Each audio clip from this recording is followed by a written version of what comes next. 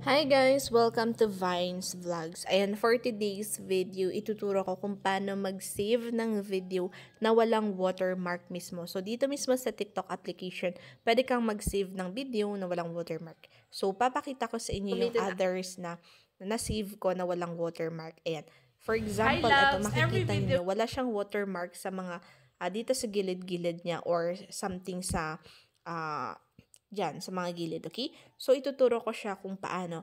Of course, dapat hindi mo muna i-upload yung video. I-save mo muna siya, then bago mo i-upload. Kasi kapag ganito na naka-upload na tapos i-save mo siya, meron siyang watermark actually.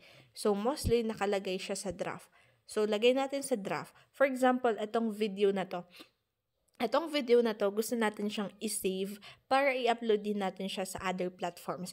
Then, pwede nyong i-save to na walang watermark para hindi na kayo mahirapan pa na pumunta ng ibang website para magtanggal ng watermark. O, diba? So, gumawa na si TikTok ng paraan na naman para sa'yo, diba? Pinaisi na naman ni TikTok talaga. So, alam niya talaga yung mga problema ng mga tao, diba? Ayan, gumagawa siya ng bagong feature niya. So, makikita niyo sa taas, ayan, bago mo i-upload yung video, merong save. Makikita mo, ayan. So, click natin yung save. Click natin yung save. Ayan, save to album na siya, makikita ninyo. So, check natin sa aking video. Ayan, so ito yung na-save sa album.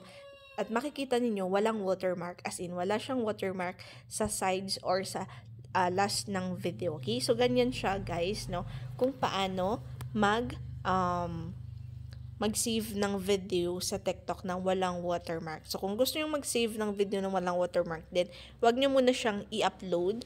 I-save nyo muna bago nyo i-upload ng video. Okay? I hope nakatulong po siya sa inyo.